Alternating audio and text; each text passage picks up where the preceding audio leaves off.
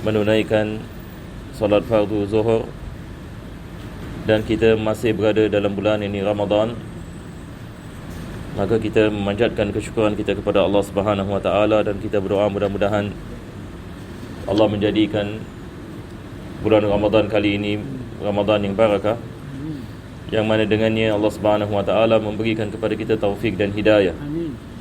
Dapat kita menghidupkan amalan-amalan yang diajarkan oleh Nabi sallallahu alaihi wasallam.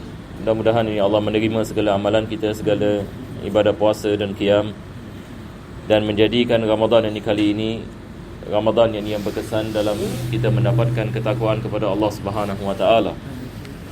Seperti mana kita maklum, firman Allah Subhanahu wa taala di dalam Al-Quranul Karim, apabila Allah Subhanahu wa taala mewajibkan puasa, Allah Subhanahu wa taala berfirman, ya ayyuhalladzina amanu kutiba alaikumusiyam kama kutiba alal ladzina min qablikum la'allakum tattaqun. Yani wahai mereka yang beriman, telah diwajibkan kamu puasa seperti mana yang telah diwajibkan ke atas umat-umat sebelum kamu, la'allakum tattaqun. Mudah-mudahan kamu mendapatkan ketakwaan kepada Allah Subhanahu wa taala. Maka daripada maksud yang ini berpuasa adalah kita dapat menghidupkan makna ketakwaan. Dan maksud daripada ketakwaan adalah daya untuk kita melaksanakan perintah-perintah Allah dan meninggalkan segala larangan Allah Subhanahu wa taala. Ini adalah daripada maksud yang besar di dalam menjalankan ibadat puasa.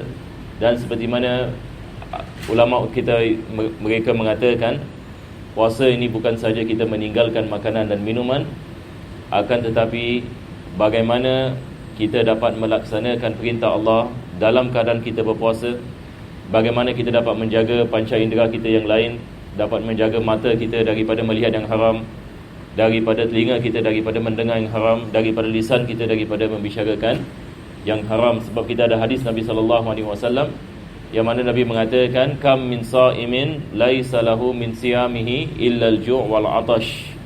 Yani berapa ramai orang yang berpuasa tetapi tidak mendapatkan pahala daripada puasa mereka melainkan kelaparan dan dahaga. Apa sebabnya? Sebabnya adalah mereka tidak menjaga panca indera mereka apabila menjalankan puasa. Tidak menjaga mata apabila menjalankan puasa, tidak menjaga lisan apabila menjalankan puasa, maka melakukan maksiat ini seperti mana Imam Ghazali beliau mengatakan dalam kitab Ihya, dia adalah muhbitat. Yani kita ada perkara yang menyebabkan batalnya puasa, kita juga ada perkara yang menyebabkan hilang pahala puasa. Kita ada perkara yang membatalkan puasa yang kita belajar ilmu fiqh yang dikenali sebagai al-mufattirat. Perkara yang kedua, kita ada perkara yang menghilangkan pahala puasa, iaitu al-muhbitat. Dan al-muhbitat ini dia balik ini kepada maksiat. Yang ini satu orang ini mengumpat misalnya melakukan maksiat dengan lisan ataupun maksiat dengan mata dan sebagainya, maka dia akan mengurangkan pahala puasa. Sehingga kan seorang itu melakukan puasa tidak mendapatkan apa-apa daripada puasanya. Jadi inilah perkara yang kita nak kena sentiasa mengingatkan diri kita apabila kita melakukan puasa, supaya kita mendapatkan yang terbaik insya-Allah taala. Berdasarkan hadis Nabi kita sallallahu alaihi wasallam ini yang masyhur, yang mana Nabi mengatakan berkenaan ini dengan puasa ini, man shama ramadan imanan wa ihtisaban ghufira lahu ma taqaddama min dhanbih. Barang siapa yang berpuasa dengan penuh keimanan kepada Allah dan penuh meletakkan harapan kepada Allah, maka Allah akan mengampunkan segala dosanya. Mudah-mudahan insya-Allah yang di bulan Ramadan kali ini menjadi bulan yang mana dosa-dosa kita insya-Allah semua diampunkan oleh Allah Subhanahu wa taala, dan mudah-mudahan kita keluar daripada bulan Ramadan dalam keadaan yang lebih baik daripada sebelum ini kita masuk kepada bulan ini Ramadan. Mudah-mudahan Allah menghidupkan hati-hati kita dengan iman dan takwa, dan menjadikan kita di antara hamba-hambanya yang sentiasa mengingatinya pada tiap-tiap masa dan keadaan. Amin ya rabbal alamin. Sekarang insya-Allah kita akan meneruskan daripada kitab Risalah Jamiah yang baru kita mula. Dan kali ini yang terakhir, kita sedang membicarakan tentang rukun Islam yang 5. Dan akhir sekali kita membicarakan tentang zakat. Jadi hari ini kita mula dengan membicarakan rukun Islam ini yang kelima, iaitu Al-Hajj. Yang mana penulis ini mengatakan wa hajjul baiti man istata'a ilaihi sabila. Rukun Islam ini yang kelima adalah melakukan haji, tetapi melakukan haji ini ada syarat baginya. Syarat kewajipannya seperti mana Nabi SAW menyebutnya dalam hadis Jibril, man istata'a ilaihi sabila. Barang siapa yang ada kemampuan untuk melakukannya. Dan kemampuan seperti mana ulama fikih mengatakan terbagi kepada dua bahagian. Kita ada kemampuan dalam segi jasmani dan kita ada kemampuan dalam segi maknawi. Yani jasmani apabila seseorang itu ada kemampuan untuk melakukan ibadat haji. Dan kemampuan dalam segi maknawi ini maksudnya dia ada ongkos, dia ada wang ini untuk melaksanakan haji. Ada orang ini misalan dia sihat, dia boleh melakukan haji tetapi dia tidak dapat melakukannya sebab yang ini tidak ada wang sebagai misal. Maka haji yang ini belum lagi diwajibkan ke atasnya. Satu orang yang ini miskin misalan fakir, dia tidak ada duit untuk melakukan haji, tidak diwajibkan ke atasnya. Islam ini tidak mewajibkan satu orang yang nak kena hutang orang lain melakukan ibadat haji. Jadi itu sebab Nabi kita SAW mengatakan haji ini man istata'a ilaihi sabila. Barang siapa yang ada kemampuan untuk melakukan haji.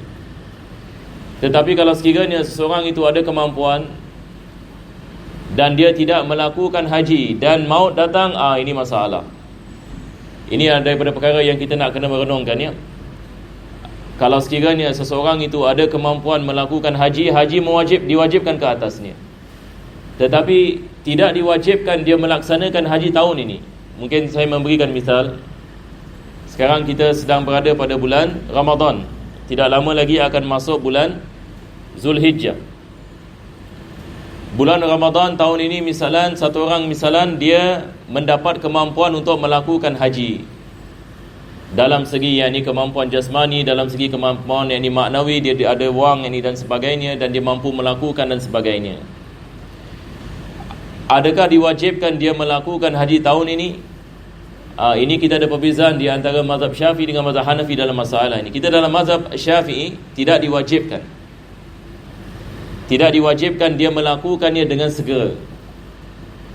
Tetapi apa yang diwajibkan adalah selagi mana dia melakukannya walaupun pada masa yang akan datang sah, dia telah melaksanakan tanggungjawabnya. Yang ini misalan dia ada kemampuan untuk melakukan tahun ini dan dia tidak melakukannya, dia melakukan selepas 5 tahun, maka dia tidak berdosa. Yang penting adalah dia melakukan haji. Sebab apabila kewajipan itu telah diwajibkan ke atasnya, maka diwajibkan dia melakukannya walaupun pada tahun-tahun yang akan datang. Tetapi masalahnya adalah kalau sekiranya dia meninggal dunia sebelum melakukan haji dan dia ada kemampuan untuk melakukan haji, maka di sini diwajibkan ahli waris untuk mengeluarkan daripada harta peninggalannya dan menghajikannya. Apa hukumnya di sini? Wajib. Ini ramai juga jemaah menanyakan tentang perkara ini. Kebiasaannya orang Singapura ada kemampuan melakukan haji, tetapi ada orang misalan dia melambatkan. Selepas itu yang ini datang ajal. Jadi apabila datang ajal, kita mesti meletakkan wasiat kepada ahli waris supaya ahli waris yang ini memahami yang kita mahu orang menghajikan kita, dan ini adalah wajib. Wasiat di sini adalah wajib sebab ini ia bersangkut paut ini dengan perkara yang wajib. Tapi kalau sekiranya seseorang itu dia tidak menulis wasiat, maka diwajibkan ahli waris menghajikannya. Jadi ahli waris pun nak kena faham. Kalau sekiranya bapa kita ataupun pakcik kita misalan, kita tahu dia orang kaya misalan, dia boleh melakukan haji semasa dia hidup, tapi dia tidak melakukannya sehingga dia meninggal dunia, maka diwajibkan atas ahli waris untuk mengeluarkan sebahagian daripada harta peninggalannya untuk menghajikannya. Maka Nabi SAW mengatakan man istata'a ilaihi sabila. Penulis di sini mengatakan ma'al ikhlasi wa tasdiqi. Faman lam yakun mukhlisan fahuwa munafiqun. Wa man lam yakun musaddiqan biqalbihi fahuwa kafirun. Yani di sini penulis ini mengatakan rukun-rukun Islam yang 5 ini wajib kita melaksanakannya dengan ikhlas. Sama ada kita membicarakan tentang kalimah syahadah, ataupun tentang salat, ataupun tentang puasa, ataupun tentang zakat dan haji, maka ibadah dalam Islam kita ada ibadah yang dianggap sebagai luaran dan kita ada ibadah dalaman. Ibadat yang di luaran seperti melakukan salat, mengeluarkan zakat, mengamalkan rukun Islam ini. Dan ibadat dalaman adalah kita melakukannya dengan ikhlas, sebab Allah Subhanahu Wa Taala hanya menerima amalan berdasarkan dengan ikhlas. Ini adalah perkara yang pertama. Perkara yang kedua, penulis mengatakan wat tasdiq, yakni mesti dia membenarkannya. Ini adalah bersangkut paut ini dengan iman. Apabila seseorang itu beriman kepada Allah Subhanahu Wa Taala dan kepada Nabi sallallahu alaihi wasallam, dan beriman kepada kewajipan salat, beriman kepada kewajipan zakat, beriman kepada kewajipan haji, maka keimanannya mesti ada tasdiq. Apa yang dimaksudkan dengan tasdiq? Ini adalah maksud membenarkannya. Maksud dari iman adalah at-tasdiqu bil janan, yakni membenarkannya dengan hati, wa nutqu bil lisan, seperti mana ulama kita mengatakan, dan menyebutnya pada lisan. Sebab melakukannya sahaja tidak semestinya seseorang itu melakukan tasdiq. Ini yang penulis ini mengatakan. Dia mengatakan faman lam yakun mukhlisan fahuwa munafiqun. Barang siapa yang tidak ada tasdiq dan tidak ada ikhlas, maka ini adalah ibarat yakni seorang munafik. Sebab orang munafik ini, dia juga melakukan salat, dia juga membayar zakat, dia juga mengamalkan agama Islam, akan tetapi dia tidak ada keikhlasan dan dia tidak membenarkannya. Maka ini adalah sifat nifaq, yang mana Nabi SAW mengajarkan kepada kita supaya kita berdoa kepada Allah agar Allah melepaskan kita daripada sifat nifaq. Sifat nifaq ini maksudnya seseorang itu dia pada zahirnya menzahirkan Islam, akan tetapi pada hakikatnya dia tidak membenarkannya. Ini adalah daripada syarat yakni keimanan. Daripada syarat yakni keimanan adalah tasdiq. Wa man lam yakun musaddiqan biqalbihi fahuwa kafirun. Barang siapa yang tidak membenarkannya langsung, maka dia keimanannya tidak diterima, maka dia tidak dianggap sebagai seorang muslim kalau sekiranya dia tidak membenarkannya. Apa maksud yang tidak membenarkannya? Dia tidak percaya ada Tuhan selain ada Tuhan Allah Subhanahu Wa Taala sebagai Tuhan. Dia tidak beriman Nabi kita sallallahu alaihi wasallam sebagai rasul. Dia tidak beriman kewajipan salat. Ini kita mengatakan dia tidak membenarkannya dengan asalnya. Maka fahuwa kafirun, ini adalah orang yang kafir, yang tidak beriman kepada Allah Subhanahu Wa Taala. Kita berdoa mudah-mudahan Allah memberikan kepada kita taufik dan hidayah dan menghidupkan hati-hati kita dengan iman dan taqwa. Amin ya rabbal alamin.